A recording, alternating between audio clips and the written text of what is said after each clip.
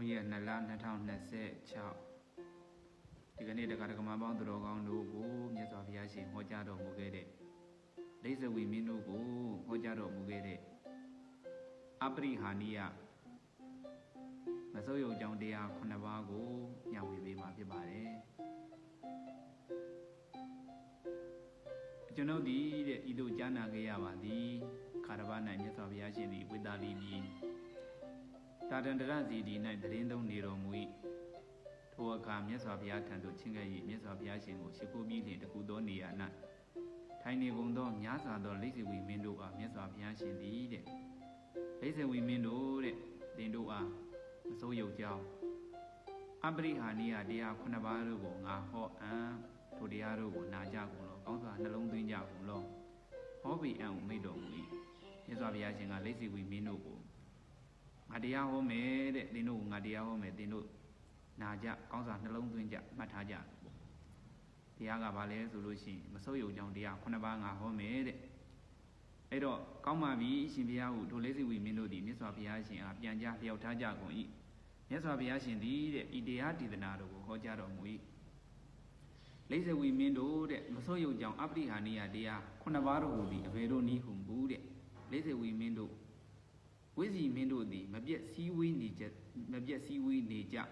အကျိန်များစွာစည်းဝေးနေကြသမျှကာလပတ်လုံး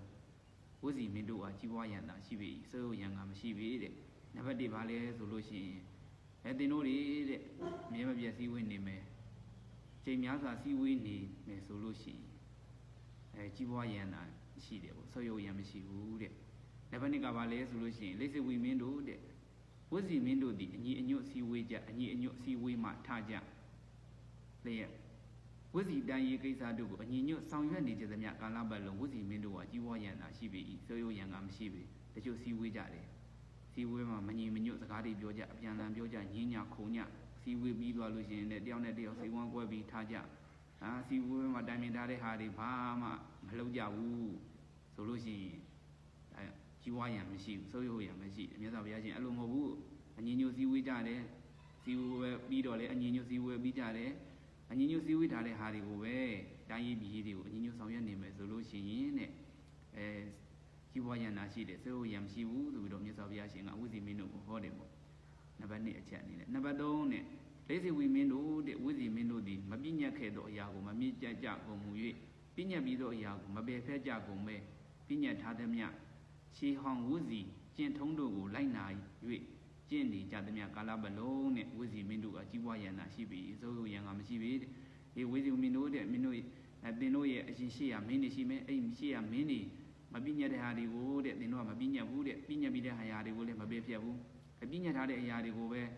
ကျင့်သုံးနေမယ်ဆိုလို့ရှိရင်တဲ့ဒါကြီးပွားရန်သာရှိတယ်စိုးရုံရန်ကမရှိဘူးတဲ့နံပါတ်3ချက်ပေါ့နံပါတ်4ကဘာလဲဆိုလို့ရှိရင်လိစ္ဆဝီမင်းတို့တဲ့ဝိဇီမင်းတို့သည်အသက်ကြီးကုန်သောဝိဇီမင်းတို့ကိုအယုသေးပြုကုန်တယ်အယုသေးပြုကုန်အလေးမြတ်ပြုကုန်မျက်နှိုးကုန်ဥဇောကုန်လေးရဲ့ထိုအသက်ကြီးသူတို့၏စကားကိုနာယူသင့်သည်ဟုထင်မှတ်၍နေကြသမျှကာလပတ်လုံးဝိဇီမင်းတို့အားကြီးပွားရန်သာရှိပေ၏စိုးရန်ကမရှိပေတဲ့လိစ္ဆဝီမင်းတို့မှာတင်တို့ရဲ့ဒီဝိဇီမင်းတွေထဲမှာအသက်ကြီးတဲ့သူတွေရှိတယ်အဲ့ဒီအသက်ကြီးတဲ့သူတွေကိုအယုသေးပေးတယ်အလေးမြတ်ပြုတယ်မျက်နှိုးတယ်ပူဇော်တယ်အဲ့ဒီအသက်ကြီးတဲ့သူတွေရဲ့စကားကိုနာယူသင့်တယ်မှတ်သားသင့်တယ်လက်ခံသင့်တယ်လို့ထင်သမျှကာလပတ်လုံးကြီးပွားရန်သာရှိတယ်စိုးရန်ကမရှိဘူးတဲ့အဲ့ဒါလိုပဲတရားဓမ္မပေါင်းသူတော်ကောင်းတို့ရဲ့လုပ်ငန်းကိုင်ငန်းတွေမှာလည်းမိမိတို့ရဲ့အရင်အလုပ်စီနီယာကြတဲ့သူတွေရှိတယ်ပေါ့နော်အသက်ကြီးတဲ့သူတွေအဲ့ဒီလူတွေရဲ့စကားအဲ့ဒီလူတွေကိုယိုသေးမယ်လေးစားမယ်မျက်နှိုးမယ်ပူဇော်မယ်သူတို့ရဲ့စကားတွေကိုနာယူသင့်တယ်လို့မှတ်ထင်သမျှကာလပတ်လုံးအဲ့ဒီဟိုဦးဇင်းတို့ဘယ်လိုပြောမလဲဆိုလို့ရှိရင်အဲ့ဒီဖွဲ့စည်းတစ်ခုဟာလည်းအကြီးပွားရန်မရှိတယ်စိုးရန်မရှိဘူးပေါ့ဒီလိုလဲအလျော်အနေနဲ့ယူလို့ရတယ်ပေါ့နံပါတ်5ချက်ကဘာလဲဆိုလို့ရှိရင်တဲ့လိစ္ဆဝီမင်းတို့တဲ့ဝိဇီမင်းတို့သည်အမျိုးသမီးကြီးအမျိုးသမီးငယ်တို့ကိုအတင်းဆွဲငင်ရေးအနိုင်အထက်မသိမ့်ပိုက်ကြ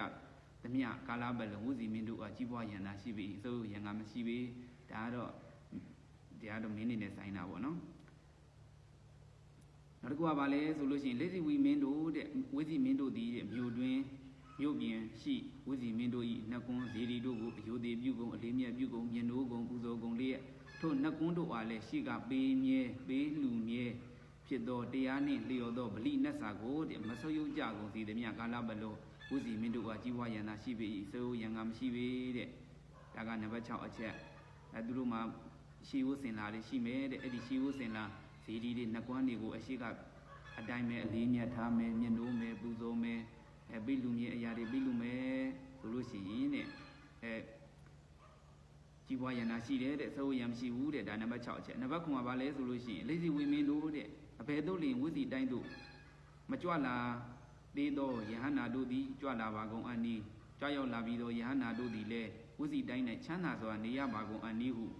ဝစီမင်းတို့သည်ယဟနာတို့၌တရားနှင့်အညီဆောက်ရှောက်ကာကွယ်လျက်လုံခြုံမှုကိုကောင်းစွာစီမံပြီးနေသည်များကာလပတ်လုံးဝစီမင်းတို့ကကြီးပွားရန်သာရှိပြီစိုးရန်ကမရှိပေ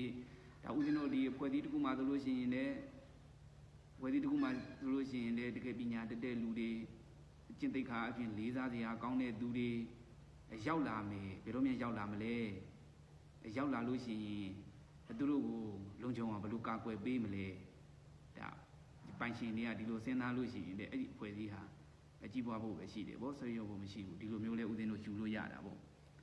ဒါမှမဟုတ်တဲ့လိစီဝီမင်းတို့တဲ့ဤမစရုပ်ကြောင့်အပရိဟာနိယတရား9ပါးတို့သည်တဲ့ဝဇီမင်းတို့၌တည်၍ဝဇီမင်းတို့သည်ဤမစရုပ်ကြောင့်အပရိဟာနိယတရား9ပါးတို့ကိုကောင်းစွာကျင့်သုံးနေသည်များကာလပတ်လုံးဝစီမင်းတို့ကကြီးပွားရန်သာရှိပြီဆိုရန်ကမရှိပြီတဲ့ဒီတရား9ပါးကိုကျင့်သုံးမယ်ဆိုလို့ရှိရင်တဲ့ကြီးပွားဖို့ပဲမျှော်လင့်ရတယ်တဲ့ဆုပ်ယုပ်ဖို့မျှော်လင့်မမျှော်လင့်အပ်ဘူးဆိုပြီးတော့မြတ်စွာဘုရားရှင်ကဒီတရားတာဒံတရဆိုတဲ့သုတ်တန်တရားဒေသနာတို့ကိုဝစီမင်းတို့ကမြတ်စွာဘုရားရှင်ကဟောကြားတော်မူခဲ့ပါတယ်